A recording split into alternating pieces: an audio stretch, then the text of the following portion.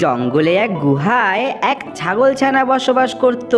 আর এই ছাগলছানা ছিল অনেক বুদ্ধিমান আর ছিল এক বয়স্ক বৃদ্ধ শিয়াল। বৃদ্ধ শিয়াল এতটাই তার বয়স হয়ে গিয়েছিল, সে কোনো শিকারকে ঠিকমতো শিকার করতেই পারতো না। না, এভাবে তো আর চলা যায় না।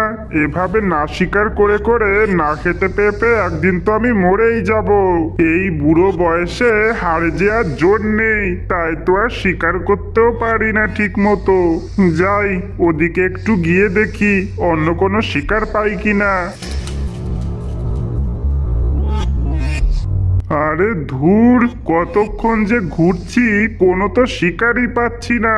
হাড়ে যে আর জোর নেই, আর তো চলতেও পারছি না। কত দিন হয়ে গেল কোনো মাংস খাই না, হাড়ে তো আর জোরও পাচ্ছি না।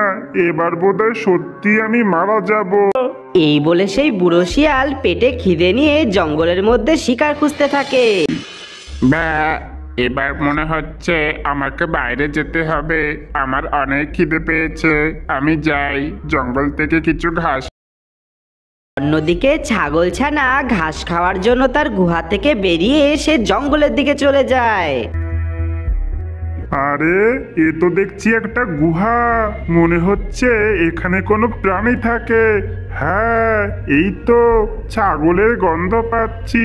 মনে হচ্ছে কোনো ছাগল এখানে থাকে। এখন তো দিনের বেলা, মনে হচ্ছে ছাগল গুহায় নেই। সে নিশ্চয়ই ঘাস খেতে কোথাও একটা গেছে। ছাগল নিশ্চয়ই ঘাস খেয়ে সন্ধ্যার আগে তার গুহায় ফিরবে। আমার মাথায় একটা দারুণ বুদ্ধি এসেছে। আমি বরং এক কাজ করি, আমি ছাগলের গুহার মধ্যে গিয়ে ঢুকে বসে থাকি। এরপর ছাগল যখন ঘাস খেয়ে তার গুহার মধ্যে ঢুকবে, আমি তখনই ছাগলকে সেখানে মেরে খেয়ে ফেলবো। আর আমার গায়ে অনেক শক্তি হয়ে যাবে। এই বলে সেই বৃদ্ধ শিয়াল সেই ছাগলছানার গুহার মধ্যে চলে যায়। এরপর বিকালবেলা ছাগলছানা ঘাস খেয়ে যখন তার গুহার কাছে আসে, সে এসে দেখতে পায় ব্যা, এ কি? আমার গুহায় মনে হচ্ছে কেউ একটা ঢুকেছে। এই তো পায়ের ছাপ দেখা যাচ্ছে, নিশ্চয়ই আমার গুহায় কেউ ঢুকেছে। এরপর ছাগল মনে মনে ভাবতে থাকে সে কি করে বুঝতে পারবে তার গুহার মধ্যে আদৌ কেউ আছে কিনা। এটা জানার জন্য ছাগল তার মাথায় একটা দারুণ ফোন দিয়ে আটলো। ব্যা, ছাগল বউ, তুমি কি ঘরেতে আছো? তুমি তো আমায় যাওয়ার সময় বললে আমি ঘাস খেয়ে এসে তোমাকে যেন ডাকি, তবেই তুমি আমায় ঘরে ঢুকতে দেবে। এরপরে সেই বুড়ো শিয়াল ছাগলের মুখে এসব কথা শুনে অনেক চিন্তায় পড়ে যায়।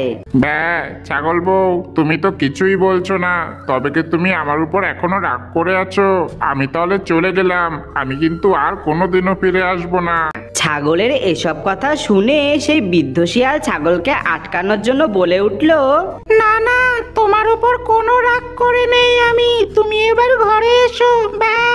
ছাগল এমনটা শুনে সে বুঝে যায় সত্যি তার গুহার মধ্যে কোনো শিয়াল ঢুকে আছে। ব্যা, ওরে বাবা, আমার সন্দেহই তাহলে ঠিক। কেউ আমার গুহায় ঢুকে বসে আছে। ওরে বাবারে, পালাই রে। এই বলে সেই ছাগল সেখান থেকে দৌড়ে পালিয়ে যায়। অন্যদিকে বৃদ্ধ শিয়াল খিদের যন্ত্রণায় ছটপট করতে করতে সেই গুহার মধ্যে সে মারা যায়।